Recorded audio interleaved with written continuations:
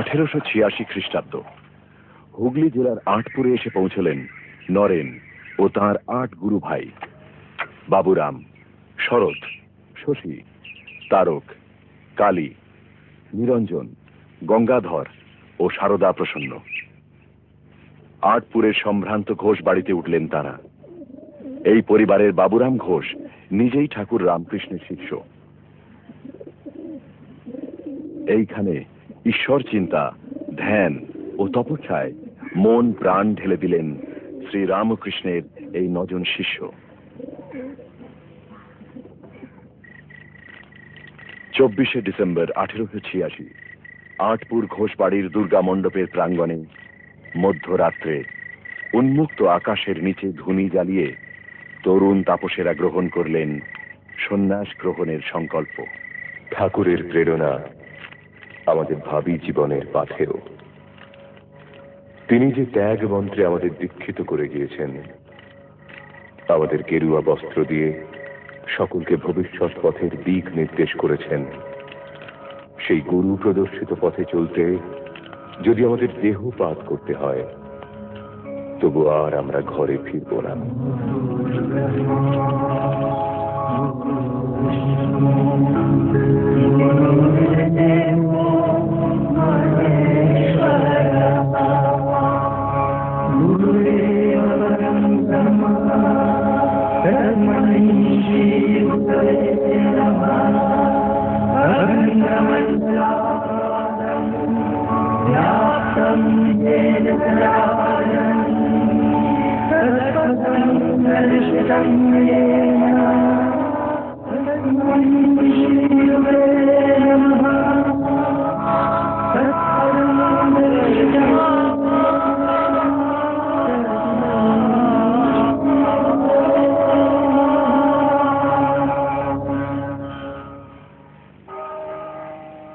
শ্রীরামকৃষ্ণের মহাসমাধির পর তার আশ্রয়হীন ত্যাগী শিষ্যেরা নরেনের নেতৃত্বে বরানগরে এক পুরনো ভাঙা বাড়িতে প্রথম শ্রীরামকৃষ্ণ মঠের প্রতিষ্ঠা করেছিলেন।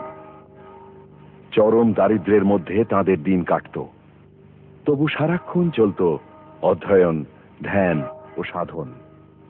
1887 সালে জানুয়ারির 3য় সপ্তাহে নরেন ও তাঁর গুরু ভাইরা বিরজা হোম করে সন্ন্যাস নিলেন।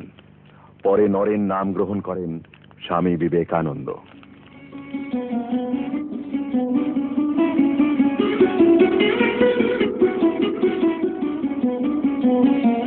নরেনের বারবার নির্বিকল্প সমাধি লাভের জন্য প্রার্থনার উত্তরে শ্রী রামকৃষ্ণ একদিন তাকে ধিক্কার দিয়ে বলেছিলেন, ছি ছি নরেন, তোর মুখে এই কথা? তুই এত বড় আধার, কোথায় বত বৃক্ষের মতো হবি? তোর ছায়ায় হাজার হাজার লোক আশ্রয় পাবে, তা না হয়ে তুই কিনা শুধু নিজের মুক্তির কথা ভাবছিস। শ্রী রামকৃষ্ণ আরো বললেন, জীবে দয়া করা তুই কেন? শিব জ্ঞানে জীবে সেবা কর। ঠাকুরের কথায় নরেন পেলেন নতুন এক যুগ ধর্মের পথ। শিব জ্ঞানে জীব সেবা, মানব ধর্ম, মানব মুক্তি। ভগবান যদি কখনো দিন দেন, তো যা আজ আমি শুনলাম এই অদ্ভুত সত্য সংসারে সর্বত্র প্রচার করব।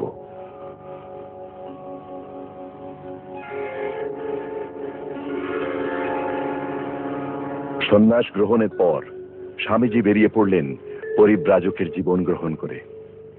শুধু কয়েকটি তীর্থ দর্শন নয়, সমগ্র ভারত দর্শনই তাঁর লক্ষ্য। যে ভারত ছড়িয়ে আছে দরিদ্রের কুটিরে, অনাহারী, অর্ধাহারী, অশিক্ষিত মানুষের হৃদয়ে, যে ভারত অপরিসীম দারিদ্র, দুঃখ, অত্যাচারের মধ্যে আজও তার ধর্ম ও সংস্কৃতিকে বজায় রেখেছে,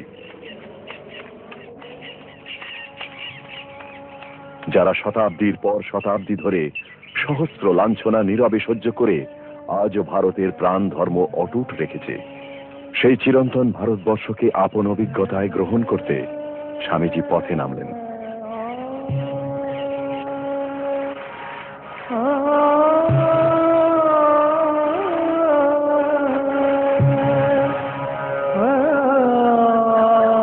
1887 সালের গ্রীষ্মকালে শিমুলতলা ও বৈদ্যনাথ ধাম হয়ে স্বামীজি এসে পৌঁছলেন বারাণসীতে।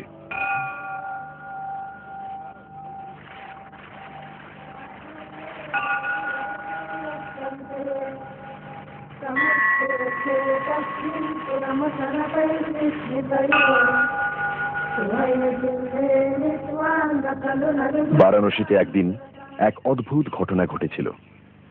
স্বামীজি এসেছেন এখানকার বিখ্যাত দুর্গা মন্দির দর্শন করতে। ফেরার পথে এক পাল বাঁদর হঠাৎ তাড়া করল স্বামীজিকে।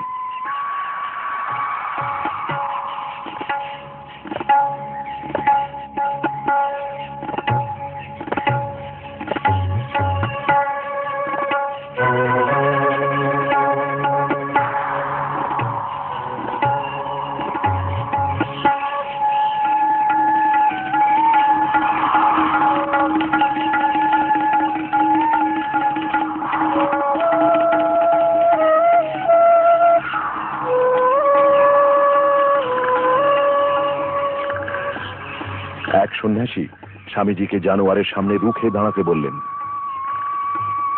স্বামীজি রুখে দাঁড়াতেই বানরের দল পালালো।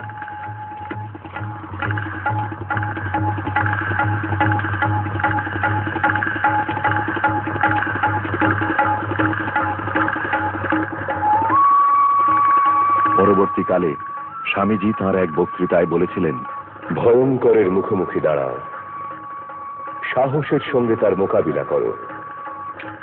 যদি আমাদের মুক্তি পেতে হয় তবে প্রকৃতিকে জয় করে তা পেতে হবে, প্রকৃতি থেকে পালিয়ে গিয়ে নয়। কাপুরুষ কখনো জয়ী হয় না।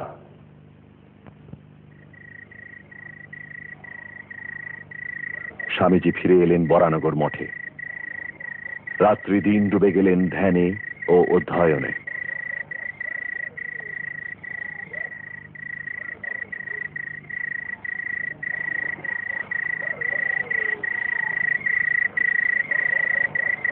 কিন্তু ঘরে থাকতে পারলেন না।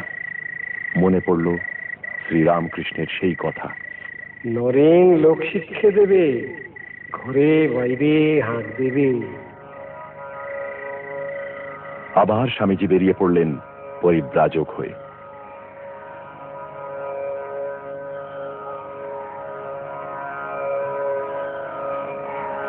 (1888 সালের গ্রীষ্মকালে তিনি এলেন অযোধ্যায়। সেখান থেকে লখনৌ হয়ে পৌঁছলেন আগ্রায়। মোগল স্থাপত্যের অপূর্ব সৌন্দর্য দেখে তিনি মুগ্ধ হয়ে গেলেন।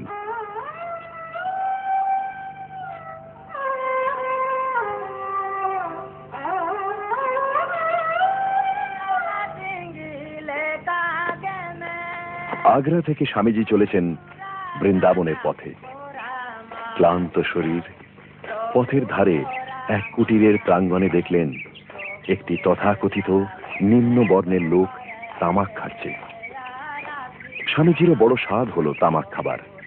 লোকটির কাছে তার হুঁকো চাইতেই সে চমকে উঠল।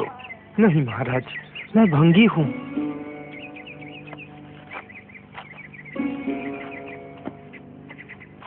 ছি ছি ছি, এ কি করছি? ও ভাঙ্গি মেথর, কিন্তু ও কি আমারই মতো মানুষ নয়? সর্বভূতে নারায়ণ, ও কি সেই নারায়ণ নয়? শিব শিব। ঠাকুর স্বয়ং ব্রাহ্মণ হয়েও নিজের মাথার চুল দিয়ে মেথরের পায়খানা পরিষ্কার করেছেন। তারই শিষ্য আমরা। সকল বর্ণ ও জাতির বন্ধন থেকে মুক্তিই হল প্রকৃত সন্ন্যাস।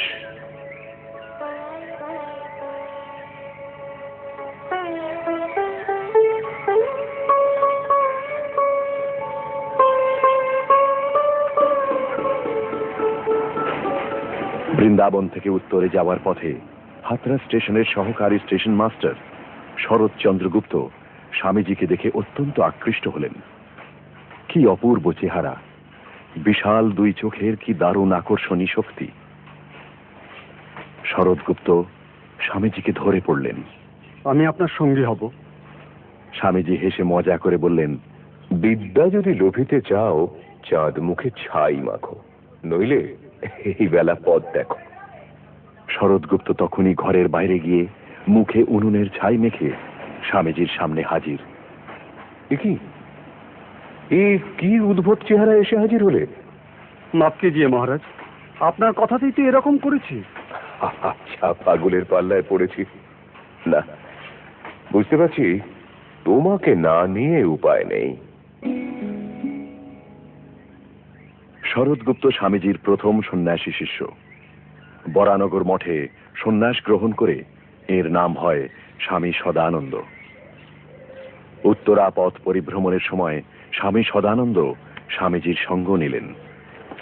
গুরু শিষ্যের মধ্যে ছিল এক গভীর মধুর সম্পর্ক।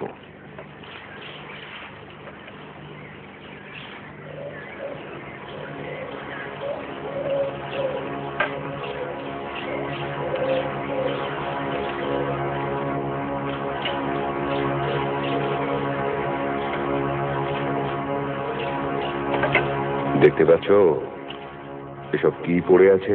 হ্যাঁ, সাধুকে বাধে খেয়েছে। ভয় পেলে নাকি? আপনার সঙ্গে যতক্ষণ আছি ভয় নেই।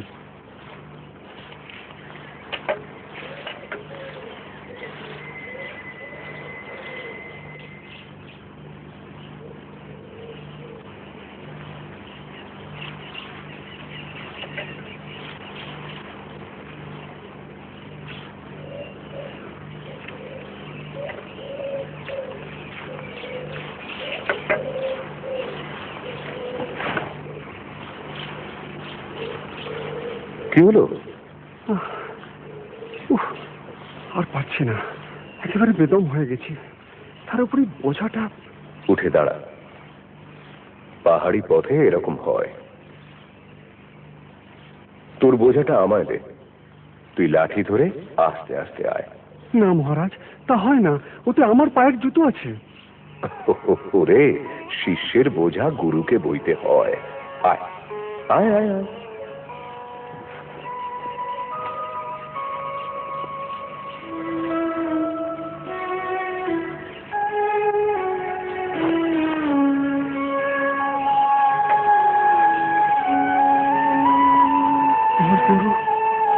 আমার গুরু আমার জুতো মাথায় করে বলছেন। আমার গুরু আমার পায়ের জুতো মাথায় করে বলছেন। আমার গুরু। এরপর স্বামীজি বরানগর মঠে ফিরে আসেন। 1 বছর মঠে কাটিয়ে 1889 সালের ডিসেম্বর মাসে তিনি আবার বেরোলেন ভারত পরিক্রমায়। এলাহাবাদে গুরু ভাই স্বামী যোগানন্দের অসুখের কথা শুনে তাঁকে দেখতে ছুটে এলেন। এলাহাবাদে থাকাকালে স্বামীজি গাজীপুরের বিখ্যাত যোগী পওহারী বাবার নাম শুনে একবার তাঁর দর্শন করতে গেলেন। একটি গুম্ফার মধ্যে পওহারী বাবা থাকেন, অধিকাংশ সময়ই সমাধিস্থ। স্বামীজি তাঁর কাছে এমন যোগ শিক্ষা করতে চাইলেন যাতে সারাক্ষণ সমাধিস্থ হয়ে থাকতে পারেন। কিন্তু সেজন্য কি তাঁর আবির্ভাব?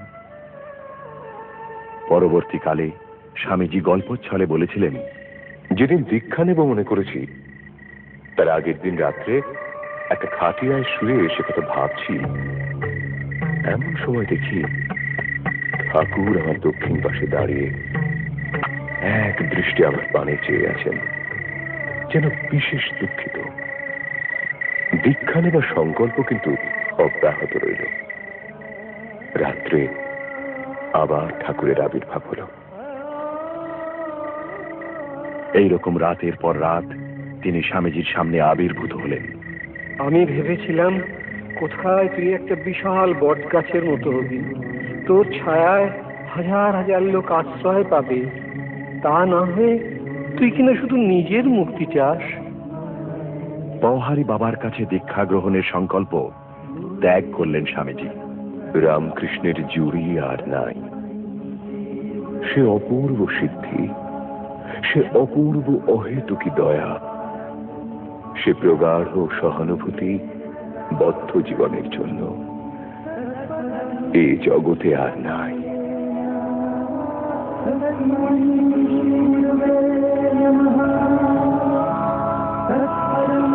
এরপরে স্বামীজিকে আবার বরানগর মঠে ফিরে আসতে হয়। ফেরার পথে একটি আশ্চর্য ঘটনা ঘটে। ঘটনাটি ঘটেছিল তাড়িঘাট স্টেশনে। কদিন হলো স্বামীজির আহার জোটেনি। ক্লান্ত শরীরে প্ল্যাটফর্মের এক পাশে বসেছিলেন তিনি। এক স্বার্থপর ব্যবসায়ী আগের রাত থেকে তার সঙ্গে একই ট্রেনে আসছে। साधु 2 दिन से आप हमारे साथ सफर कर रहे हैं ट्रेन में, लेकिन कुछ खाते ही पीते नहीं हैं। हमारी तरह व्यवसाय कीजिए, खूब रुपया पैसा कमाइए, खूब रबड़ी मलाई खाइए और दुनिया को आनंद से भोगिए।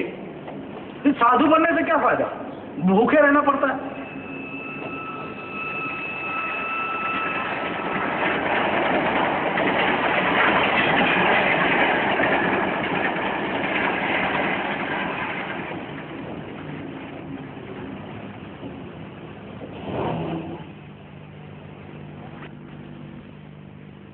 राम राम साधु महाराज।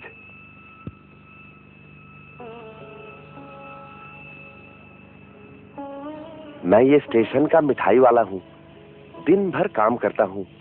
आज भी जब मैं काम धाम करके दोपहर को सो रहा था तो सपने में देखा कि भगवान राम जी हमारे सामने खड़े हैं और कह रहे हैं कि जाओ, मेरा एक सन्यासी भक्त भूखा बैठा है, उसे आहार दो। इसीलिए मैं आपके लिए कुछ लाया हूँ, कृपा करके खा लीजिए महाराज। তুমি কি করে জানলে যে আমি সেই ভক্ত? मैं जब यहाँ आया तो आपको छोड़ किसी दूसरे साधु को नहीं देखा, इसीलिए मैं समझ गया कि आप ही वो सन्यासी हैं। अब दया करके खा लीजिए महाराज।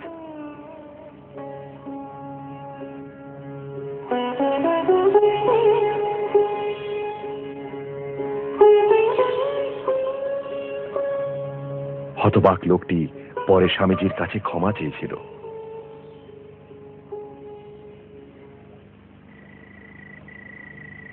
শ্রীরামকৃষ্ণের ত্যাগী ভক্তদের সংঘবদ্ধ করে মঠ স্থাপন করতে স্বামীজি দায়বদ্ধ, কিন্তু একেবারে নিঃস্ব তারা।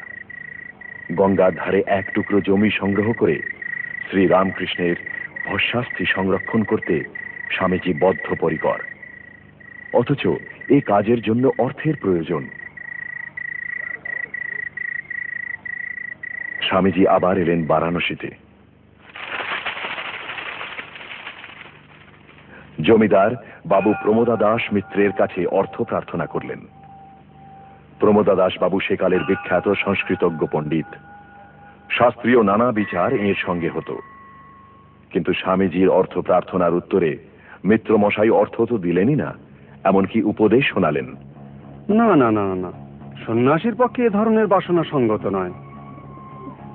প্রচন্ড আঘাত পেয়ে স্বামীজি জ্বলে উঠলেন। ঠাকুরের মন্দির হবেই, তিনি যুগাবতার, নবধর্ম স্থাপনের কেন্দ্র চাই, তার জন্য আরো প্রস্তুতি দরকার।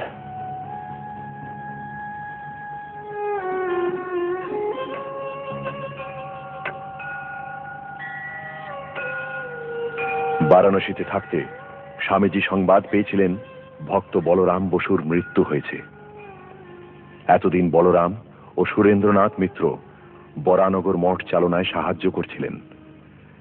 বলরাম বসুর মৃত্যুর 1.5 মাসের মধ্যে সুরেন্দ্রনাথও চলে গেলেন।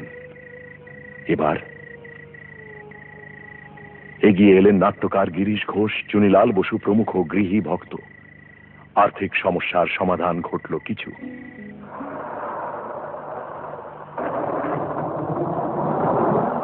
1890 সাল জুলাই মাস।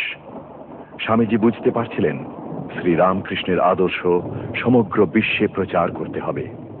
সেই মহাব্রত পালনের জন্য প্রয়োজন আরো অভিজ্ঞতা, আরো সাধনা।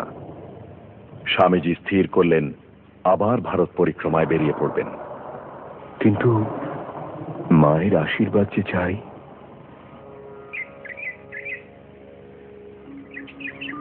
শ্রীমা তখন ঘুষুড়ি অঞ্চলে একটি ভাড়া বাড়িতে থাকেন। স্বামীজি এলেন মায়ের কাছে। মা, আমি আবার বেরিয়ে পড়তে চাই, আপনি আশীর্বাদ করুন। যদি মানুষ হয়ে ফিরতে পারি তাহলেই ফিরব, না হলে নয়। শ্রী শ্রী মা সারদা দেবী শ্রীরামকৃষ্ণের শুধু পত্নী নন, তাঁর সহধর্মিণী, তাঁর শক্তি। ঠাকুরের অবর্তমানে ইনি সর্বদা সাহস ও সমর্থন জুগিয়েছেন ঠাকুরের শিষ্যদের। বরানগর মঠের কঠিন দিনগুলিতে স্বামীজি ও তার গুরু ভাইদের ঢেকে রাখত মায়ের আশীর্বাদ।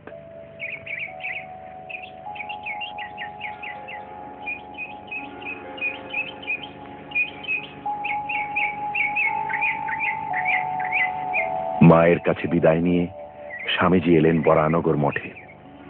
সেখানে গুরু ভাইদের বিদায় জানালেন। আর ফিরব না, যতক্ষণ না স্পর্শ মাত্র লোককে বদলে ফেলার ক্ষমতা লাভ করছি, আর ফিরব না।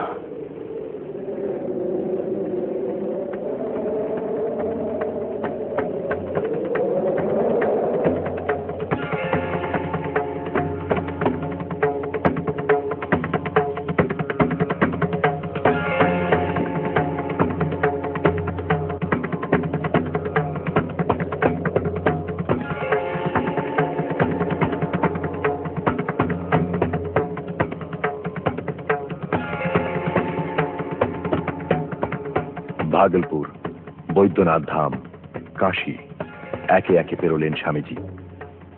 অযোধ্যার সরযূ তীরে সাক্ষাৎ হল ত্যাগী বর সুপণ্ডিত জানকী বর শরণের সাথে। আলাপ করে খুশি হলেন।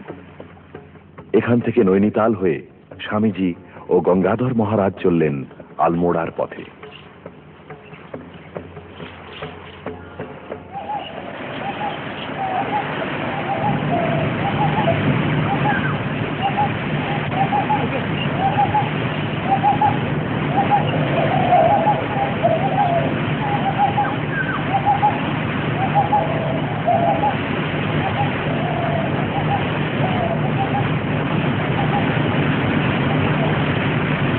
পথে একটি পাহাড়ি নদীতে স্নান করে দুই গুরু ভাই এক অশ্বত্থ গাছের তলায় ধ্যানে বসলেন। এক অপূর্ব অনুভূতি হল স্বামীজির। ধ্যান ভঙ্গের পর স্বামী অখণ্ডানন্দকে বললেন, গঙ্গাধর, আজ একটা বড় সমস্যার সমাধান হয়ে গেল। বুঝলাম, অনুজগৎ ও বৃহৎ জগৎ একই সূত্রে গাঁথা। জীবাত্মায় যে চৈতন্য, বিশ্বাত্মায় সেই একই চৈতন্য। আমরা যা কিছু দেখি বা অনুভব করি, সবই সাকার ও নিরাকারের মিলনে সংগঠিত।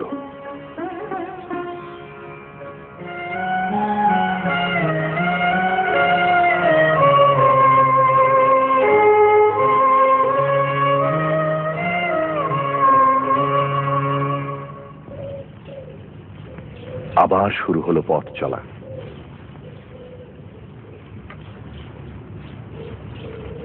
কিন্তু চলতে চলতে ক্লান্তি, ক্ষুধা, তৃষ্ণায় অবসন্ন স্বামীজি অর্ধমূর্ছিত হয়ে পড়লেন। গঙ্গাধর মহারাজ ব্যাকুল হয়ে খুঁজতে গেলেন খাদ্য পানীয় কিছু পাওয়া যায় কিনা।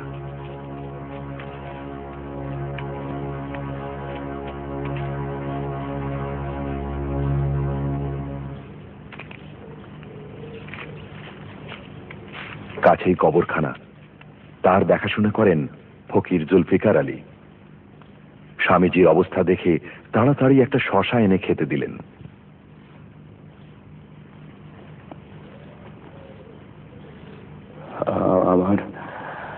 আমার হাত তুলে খাবার ক্ষমতা নেই, আপনি আমার মুখে ওটি তুলে দিন। তা কি করে হয়? আমি মুসলমান। আমরা সবাই ভাই। ফকিরের কাছে শশা খেয়ে স্বামীজির প্রাণ রক্ষা হলো। ফকির কখনো ভোলেননি।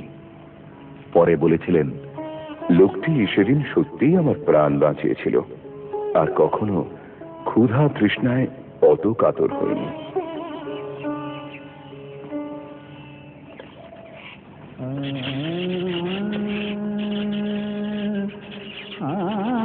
স্বামীজি ও অখণ্ডানন্দজি এগিয়ে চললেন তুষার মৌলি হিমালয়ের পথে।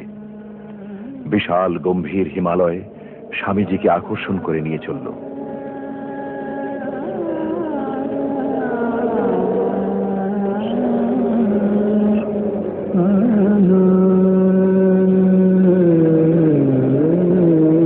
একে একে পার হলেন কর্ণপ্রয়াগ, রুদ্রপ্রয়াগ।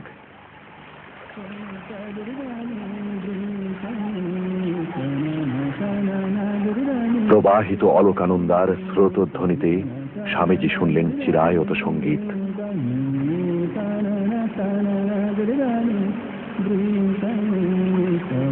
জলস্রোত প্রবাহিত হচ্ছে যেন কেদার রাগ গেয়ে। কিন্তু আর এগোতে পারলেন না তারা। গঙ্গাধর মহারাজ অসুস্থ হয়ে পড়ায় তাকে নিয়ে স্বামীজি ফিরে এলেন দেরাদুনে। আশ্রয়ের ব্যবস্থা করলেন কাশ্মীরি পণ্ডিত আনন্দ নারায়ণ। সেখানে কিছুদিন থেকে সুস্থ হয়ে তাঁরা এলেন ঋষিকেশে। ঋষিকেশ স্বামীজির বহু আকাঙ্ক্ষিত তপভূমি। এখানে চন্দ্রেশ্বর শিব মন্দিরে ধ্যান তপস্যায় দিন কাটতে লাগলো। তারপর হঠাৎ একদিন গুরুতর অসুস্থ হয়ে পড়লেন। অসুখ এমন বাঁক নিল মনে হলো যেন শরীর চলে যাবে।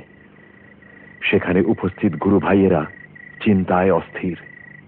এই দুর্গম স্থানে চিকিৎসকই বা কোথায়?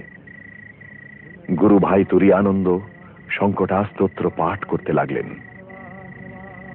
হঠাৎ সেখানে এসে উপস্থিত হলেন দীর্ঘদেহী এক সন্ন্যাসী। अरे रोते काहे हो भाई, चिंता मत करो, सब ठीक हो जाएगा।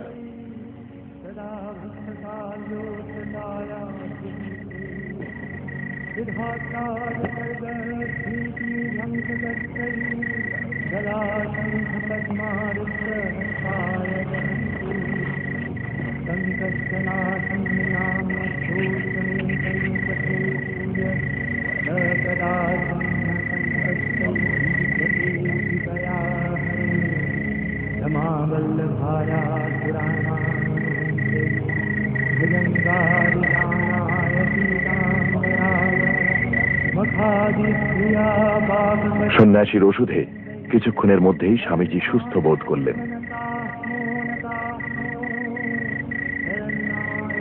শরীর যখন যায় যায় মনে হলো বিধাতার নির্দেশে আমার এক বিশেষ কাজ বাকি আছে। তা শেষ হবার আগে আমার বিশ্রাম নেই, শান্তি নেই। যতবারই হিমালয়ের নির্জনতায় শান্তির আশ্রয় খুঁজেছেন স্বামীজি, ততবারই তাঁকে ফিরে আসতে হয়েছে সমতলের জনপদে।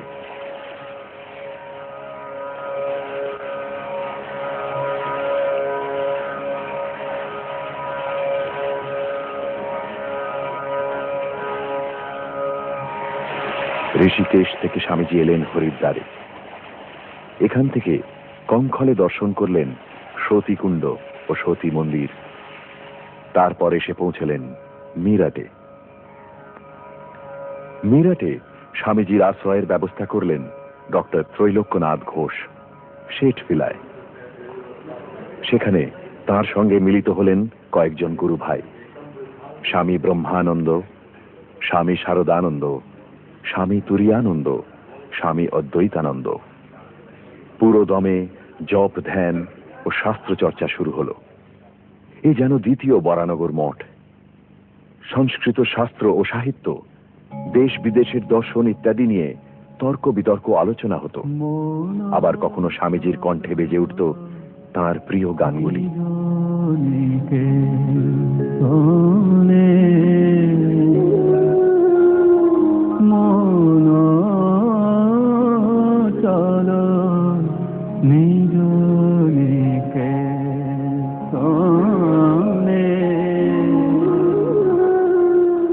সংসার বিদেশে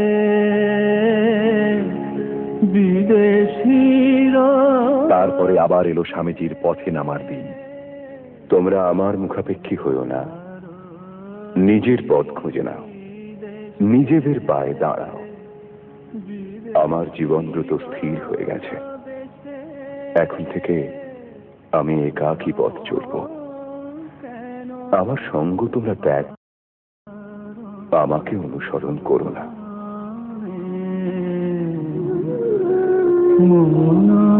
চলো নিজ নিকেতনে।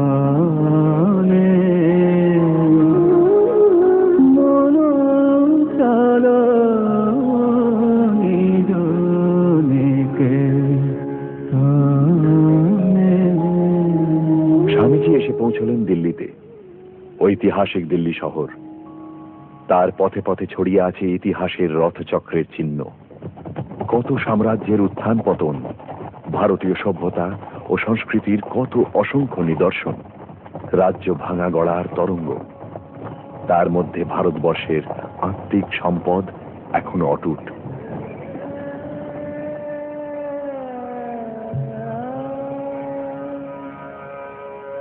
দিল্লি থেকে স্বামীজি চললেন রাজপুতানার দিকে, বীর প্রসবিনী রাজপুতানা। আলওয়ারে এসে পরিচিত হলেন দেওয়ান রামচন্দ্রজির সাথে। দেওয়ানজির অনুরোধে রাজা মঙ্গল সিং এলেন দেওয়ানজির বাড়িতে স্বামীজির সঙ্গে সাক্ষাৎ করতে। পাশ্চাত্য ভাবাপন্ন রাজার মূর্তি পূজা সম্বন্ধে বিতৃষ্ণা ছিল। ব্যঙ্গ করে সে কথা স্বামীজিকে শোনালেন। স্বামীজি তখনকার মতো চুপ করে গেলেন। কিছু পরে দেওয়ালে টাঙানো মহারাজের তৈলচিত্রটি নামিয়ে আনতে বললেন।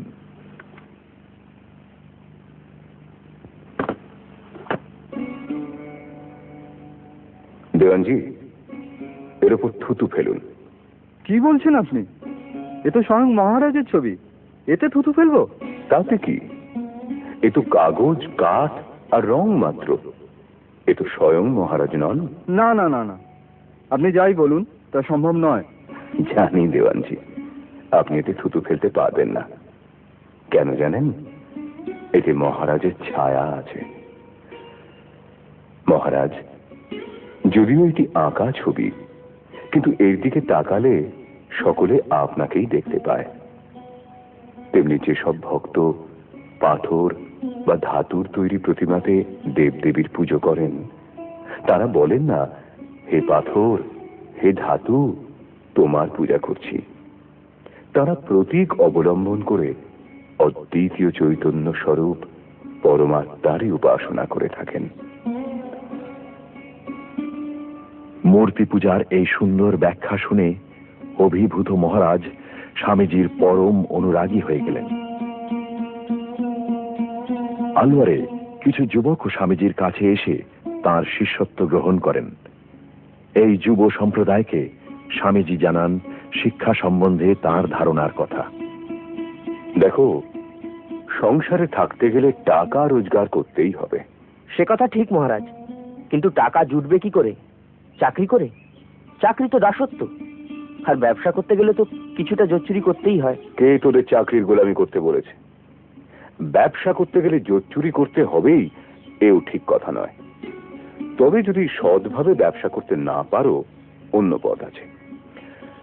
আমি অনেক ভেবেচিন্তে দেখেছি, চাষবাস করাটাই ভালো।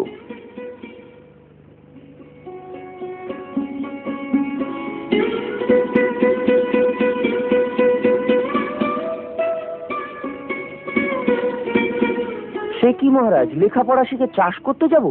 ধিক ধিক তোদের লেখাপড়াকে। শিক্ষার এই দশা দাঁড়িয়েছে বটে।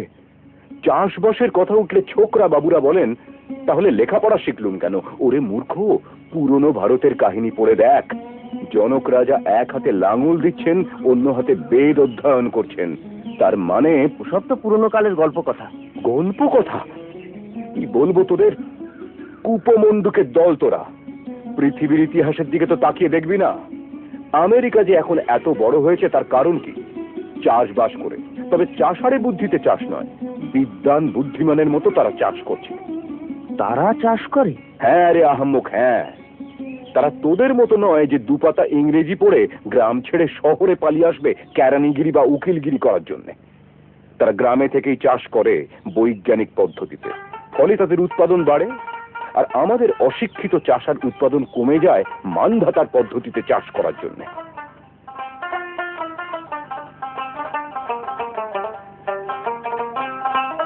এ তো নতুন কথা শুনলাম। হ্যাঁ, আরো শোনো। যদি শিক্ষিত লোক গাঁয়ে গিয়ে চাষবাসের নামে, তাহলে চাষিদের চোখ খুলে যাবে। যদি উচ্চবর্ণ সেই কাজে লেগে পড়ে এবং নিম্নবর্ণকে ঘৃণা না করে, যদি তাদের সঙ্গে আপনার লোকের মতো ব্যবহার করে, তাহলে তাদের বুক ভরা ভালোবাসা পাবে। তারা তোদের জন্য প্রাণ দিতে প্রস্তুত থাকবে। আর তা না হলে পরস্পর লাঠালাঠিতে সর্বনাশ।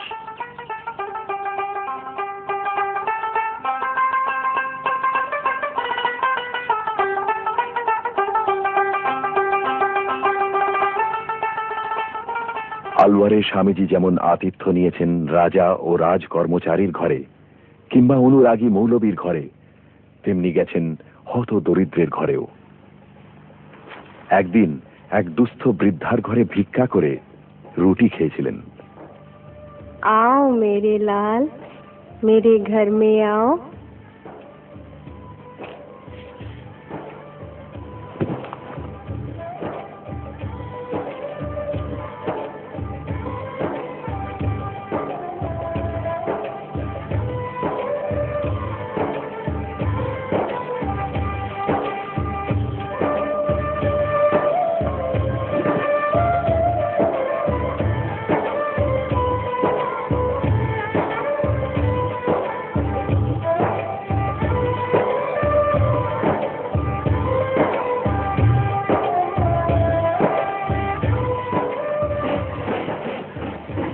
পরিব্রাজক জীবনেরই আর এক ঘটনা। স্বামীজি বিশ্রাম করছেন গাছতলায়, আর তাকে দেখে বেশ কিছু উচ্চবর্ণের মানুষ তার কাছে হাজির হয়েছে। শুনে যাচ্ছে তার মুখে অদ্ভুত আকর্ষক ধর্ম প্রসঙ্গ।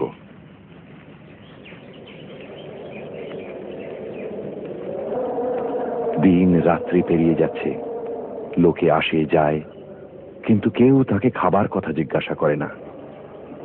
অভুক্ত অবস্থায় কয়েকদিন কাটে। এই সময় দিনহীন চেহারার একটি লোক স্বামীজির সামনে এসে দাঁড়ায়।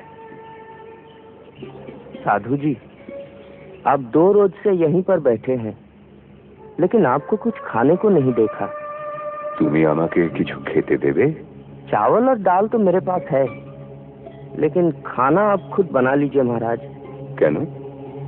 मैं भंगी हूँ महाराज। তোমার কোনো ভয় নেই, তুমি আমি রান্না করে এনে দাও, আমি খাবো। साधु जी आप क्या कर रहे हैं? वो आपकी बहनी है। साधु जी आप क्या कर रहे हैं? वो आपकी बहनी है। साधु जी सुनिए। হ্যাঁ, ও নিচু জাত, আর তোমরা ভদ্রলোক উঁচু জাত। গত 2 দিন ধরে আমাকে একটানা বকাচ্ছ, অথচ একবার জানতেও চাওনি আমি কিছু খেয়েছি কিনা। ও দূর থেকে লক্ষ্য করেছে কেউ আমাকে জল পর্যন্ত দেয়নি। ওর হৃদয়ের ছিটে ফোঁটাও তোমাদের নেই। যাও যাও যাও, আমাকে ধর্ম শেখাতে এসো না।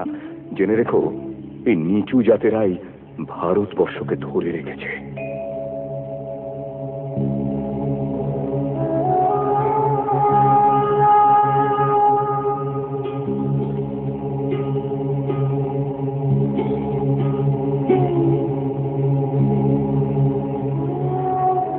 খেতড়ির রাজার আতিথ্য নিয়েছেন স্বামীজি। স্বামীজি রাজগুরু, তাঁকে আনন্দ দেবার জন্যে রাজা আমন্ত্রণ করেন এক বিখ্যাত বাইজিকে গান শোনাতে। স্বামীজি এই আমন্ত্রণ প্রত্যাখ্যান করেন। না না, সন্ন্যাসীর পক্ষে এরকম জায়গায় উপস্থিত হওয়া গর্হিত কাজ।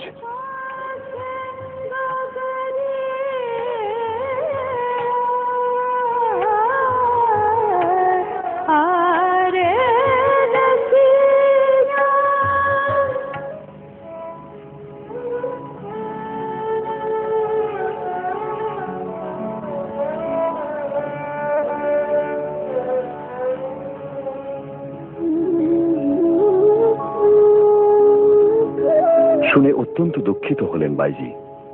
তারপর তার মধুর কণ্ঠে গেয়ে উঠলেন ভক্ত কবি সুরদাসের একটি ভজন। प्रभु अवगुण गीत ना गदो, हमारे प्रभु अवगुण गीत ना गदो।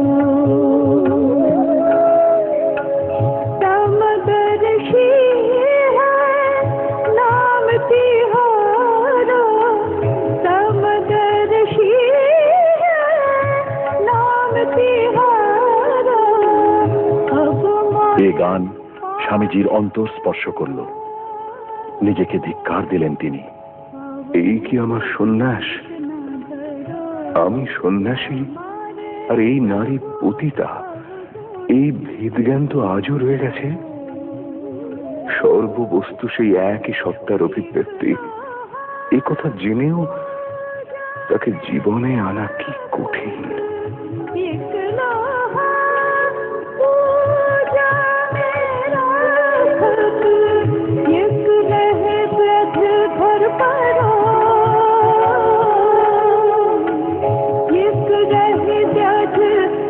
करो पारस के मन दीधा नहीं है पारस के मन दीधा नहीं है दून से कांचन करो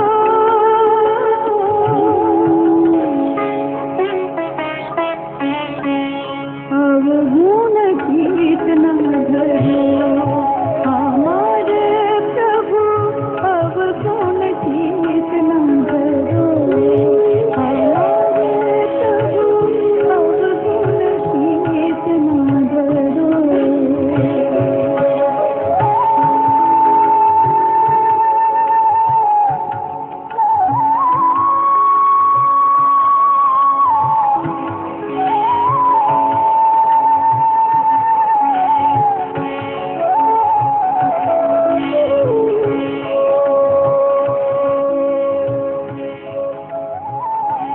এরপর স্বামীজি গেলেন আহমেদাবাদে।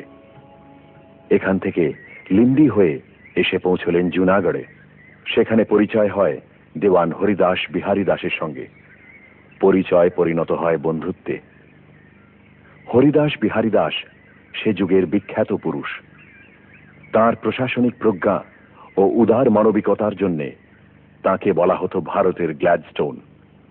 দুজনের মধ্যে নিয়মিত পত্র বিনিময় হতো। স্বামীজি কেন সন্ন্যাস নিয়েছেন এ প্রশ্ন উঠেছিল। স্বামীজি বলেছিলেন, আমার এই দৃঢ় বিশ্বাস, যদি আমি সংসার ত্যাগ না করতাম তাহলে আমার গুরু শ্রীরামকৃষ্ণদেব যে বিরাট সত্য প্রচার করতে জগতে অবতীর্ণ হয়েছিলেন তা প্রকাশিত হতে পারত না।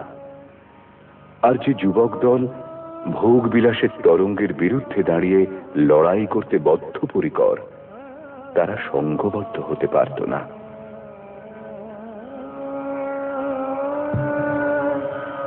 জুনাগড় থেকে গিরনার হয়ে স্বামীজি গেলেন কচ্ছে। সেখানকার রাজা ও দেওয়ান তাঁর গুণমুগ্ধ হয়ে পড়লেন। বহু সাধারণ লোকও তাঁর চারপাশে এসে জুটলেন এবং তাঁর অমৃতময় কথা শুনতে লাগলেন। প্রভাস তীর্থ সোমনাথ দর্শন করে স্বামীজি এলেন পোরবন্দরে। বরোদা হয়ে স্বামীজি এলেন খান্ডোয়াতে। এবার লক্ষ্য বোম্বাই শহর। সেখান থেকে পুনা রওনা হলেন। যাত্রাপথে স্টেশনে স্বামীজির সঙ্গে পরিচয় হয়েছিল বাল গঙ্গাধর তিলকের। দুজনের মধ্যে ভগবত গীতা সম্বন্ধে সুগভীর আলোচনাও হয়েছিল। স্বামীজি কিন্তু আত্মপরিচয় দেননি।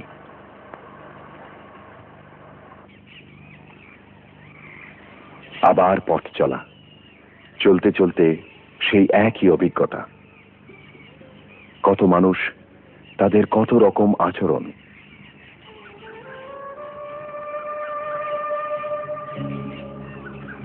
কখনো খাবার জুটছে, কখনো জুটছে না। কেউ আশ্রয় দিচ্ছে, কেউ তাড়িয়ে দিচ্ছে।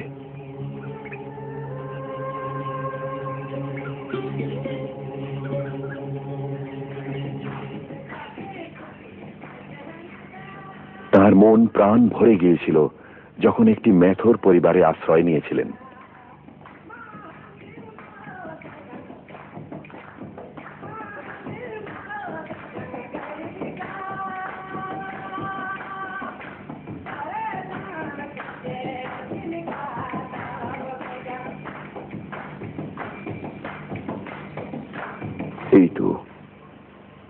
এই তো আমি ম্যাথুরের ঘরে কাটালুম।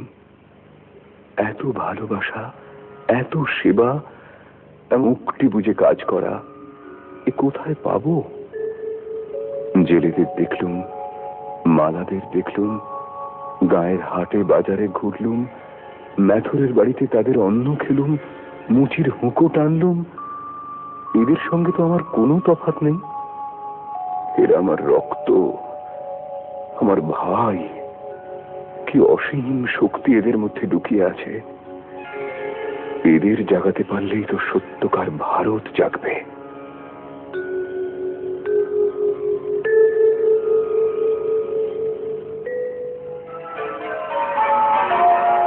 স্বামীজি এলেন গোয়ায়। এখানকার বিখ্যাত গির্জা ও অন্যান্য ঐতিহাসিক নিদর্শন দেখলেন।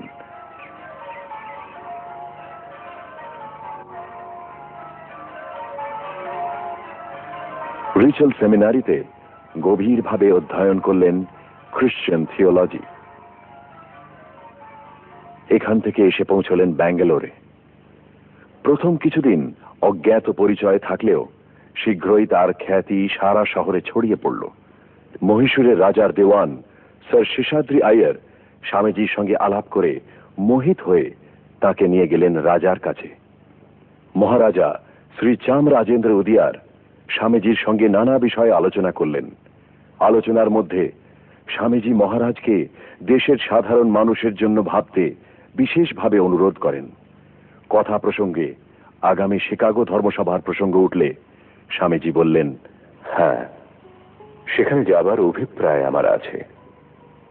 পাশ্চাত্য জগতে বড় অভাব আধ্যাত্মিকতার।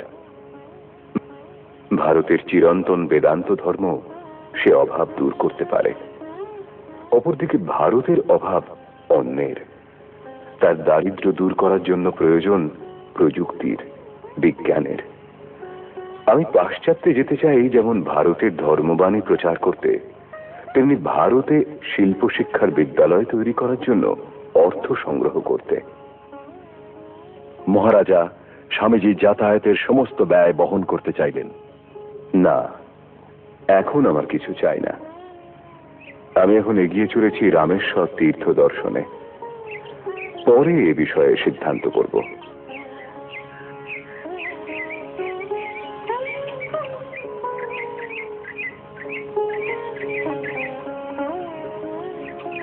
স্বামীজি এলেন কেরলে।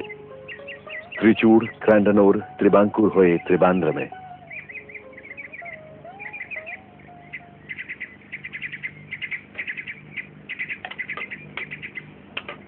ক্র্যান্ডানোরে এক কালী মন্দিরে তিনি গেলেন দেবী দর্শনে।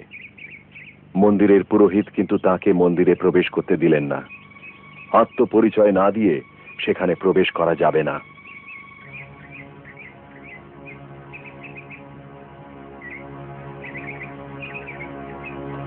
আত্মপরিচয় দিয়ে দেবী দর্শন না।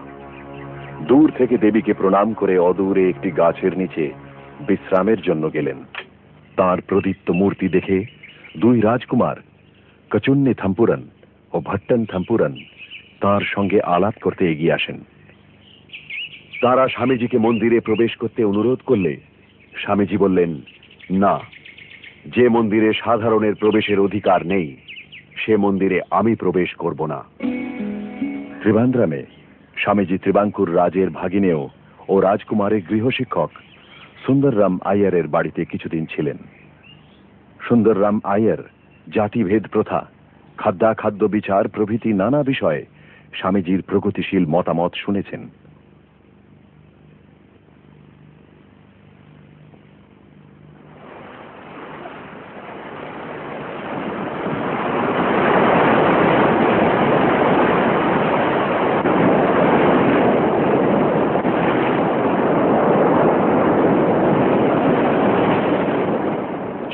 ডিসেম্বর 1892 স্বামীজি এসে পৌঁছলেন ভারতের শেষ ভূখণ্ড কন্যাকুমারিকায়। সমুদ্রের উপর জেগে থাকা শেষ শিলাখণ্ডটিতে স্বামীজি পৌঁছলেন উত্তাল সমুদ্রে সাঁতার কেটে। ধ্যানে বসলেন তিনি। এবার ধ্যানের কেন্দ্র ভারতবর্ষ। কেন ভারতবর্ষের আজ এই পতন? কি করে এর উত্থান হবে? শিক্ষা, শিক্ষা চাই। এই যে এতজন সন্ন্যাসী ঘুরে ঘুরে মানুষকে দর্শন শিক্ষা দিচ্ছে, কি তার মূল্য? শ্রীরামকৃষ্ণ বলতেন, খালি পেটে ধর্ম হয় না। এই যে গরিব মানুষগুলো পশুর জীবন যাপন করছে, তার একটা কারণ অশিক্ষা। এই জাতিকে জাগাতে হবে, শিক্ষা দিয়ে, সেবা দিয়ে তাদের সর্বাঙ্গীন উন্নতি ঘটাতে হবে।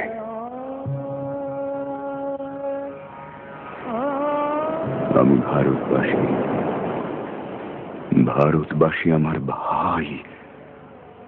মূর্খ ভারতবাসী, দরিদ্র ভারতবাসী, ব্রাহ্মণ ভারতবাসী, চণ্ডাল ভারতবাসী আমার ভাই, আমার ভাই।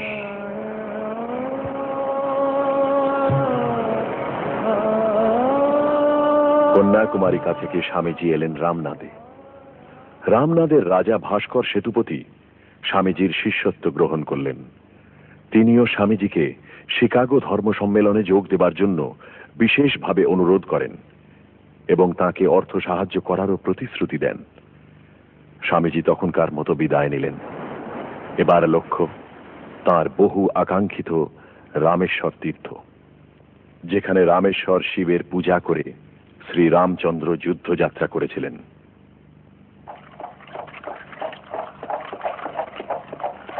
রামেশ্বর থেকে স্বামীজি এসে পৌঁছলেন মাদ্রাজে। অবিলম্বে পরিচয় ঘটে গেল একদল প্রগতিশীল মানুষের সঙ্গে, যারা পরিচালনা করছেন ট্রিপ্লিকেন লিটারারি সোসাইটি। এই সোসাইটিতে এক চাঞ্চল্যকর বক্তৃতা করেন স্বামীজি। তাতে যুবক দলের মধ্যে সাড়া পড়ে যায়। কয়েকজন উচ্চশিক্ষিত যুবক এগিয়ে এলেন স্বামীজির উদ্দেশ্যকে সফল করতে। এদের অগ্রণী আলহা সিংহা পেরুমল, আরও ছিলেন নরসিংহাচার্য, ডক্টর নানজুন্ডা রাও, সিঙ্গার ভেলু মুদালিয়ার প্রভৃতি। এই যুবক দল স্বামীজিকে হিন্দু ধর্মের প্রতিনিধি হয়ে শিকাগো ধর্মসভায় যোগ দিতে প্রণোদিত করেন। মাদ্রাজের দ্বারে দ্বারে অর্থ ভিক্ষা করে এরা সাধ্যমতো অর্থ সংগ্রহ করলেন স্বামীজির পাথেয় হিসাবে। মাদ্রাজ থেকে হায়দ্রাবাদে এলেন স্বামীজি। এখানেও বিপুল অভ্যর্থনা পেলেন। রাজ্যের সর্বপ্রধান ব্যক্তিদের সঙ্গে তার পরিচয় হল। বক্তৃতা করলেন মেহবুব কলেজে। বিষয় আমার পাশ্চাত্য গমনের উদ্দেশ্য। বৃহৎ সভায় স্বামীজির সেই প্রথম বক্তৃতা। সে বক্তৃতা সাড়া ফেলে দিয়েছিল। এখানেই স্বামীজি তাঁর শিকাগো ধর্মসভায় যোগ দেবার সিদ্ধান্তের কথা ঘোষণা করলেন। আবার মাদ্রাজ ফিরে এলেন স্বামীজি। এই সঙ্গে শেষ হল 2 বছরের বেশি সময় ব্যাপী স্বামীজির ভারত পরিক্রমার দীর্ঘতম অংশের।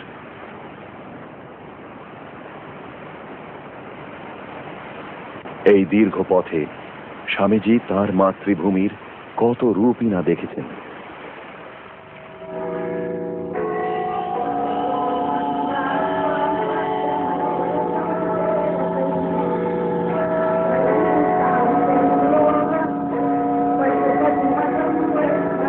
দেখেছেন মন্দির, মসজিদ, গির্জার অপূর্ব স্থাপত্য কলা। দেখেছেন হিন্দু, মুসলমান, বৌদ্ধ, খ্রিস্টান সকলের ধর্মভাব ও আরাধনা কেমন ভাবে মিশে গেছে এদেশের সংস্কৃতির সঙ্গে। দেখেছেন যুগ যুগ ধরে অধিকারভোগীরা কিভাবে শোষণ করেছে সাধারণ মানুষকে। শেষ রক্ত শোষক ব্রিটিশ সাম্রাজ্যবাদ ভারতবর্ষকে একেবারে শ্মশান করে দিয়েছে। অন্যদিকে দেখেছেন নিম্ন বর্ণের উপর উচ্চ বর্ণের অমানসিক অত্যাচার। কেরলে তিনি দেখেছেন নিম্ন বর্ণের লোকেদের গলায় বাঁধা রয়েছে ঘণ্টা। সেই ঘণ্টার আওয়াজে উচ্চ বর্ণের লোকেরা বুঝতে পারত ওই পথে চলেছে অচ্ছুতের দল, ও পথ মাড়ানো পাপ। এই ঘৃণ্য অস্পৃশ্যতা দেখে স্বামীজি বলেছিলেন, এ হলো পাগলা গারদ। মাদ্রাজে দেখেছেন সেই সব অসহায় শিশুদের, যারা সমুদ্র খাঁড়ির কাদা পাঁকের মধ্যে নেমে হাতড়ে হাতড়ে মাছ খুঁজছে, যদি কিছু রোজগার হয়। ভগবান, কেন তুমি এদের সৃষ্টি করলে? কেন কেন এদের সৃষ্টি করলে ভগবান?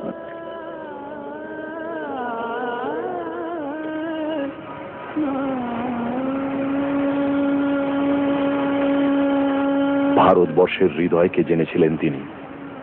জেনেছিলেন রাজার রাজবাড়িতে, গরিবের কুটিরে। একদিকে ভারতবর্ষের গৌরবোজ্জ্বল অতীত, অন্যদিকে বর্তমানের ঘোর অন্ধকার। এই সব কিছুকে গ্রহণ করে তিনি স্বয়ং হয়ে উঠেছিলেন সচল ভারতবর্ষ।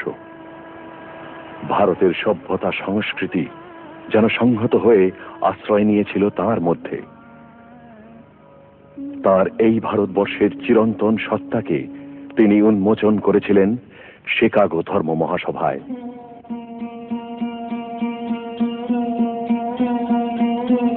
মাদ্রাজ থেকে জয়পুর হয়ে স্বামীজি আবার আসেন খেজুরিতে।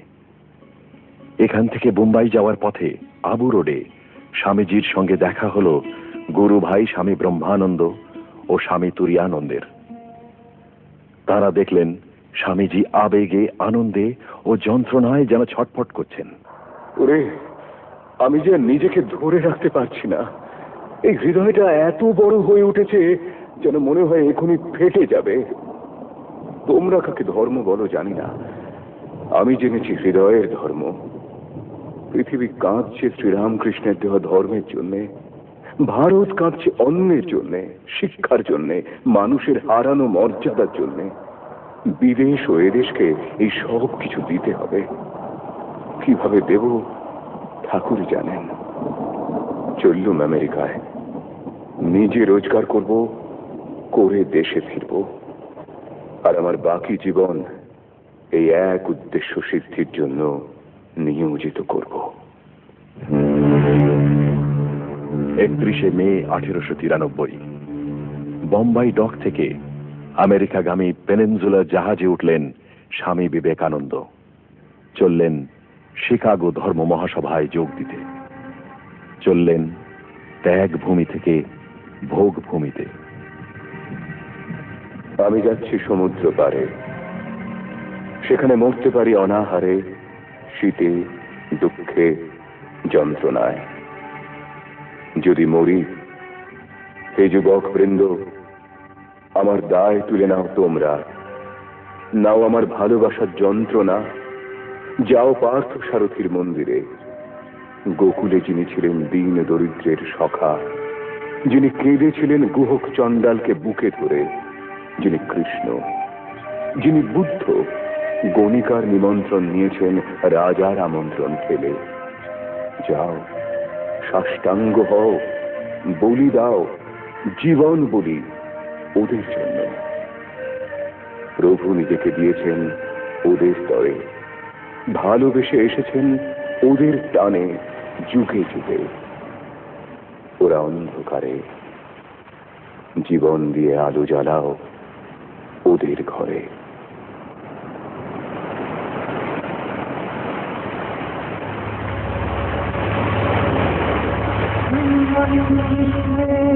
अमृतस्य पुत्रा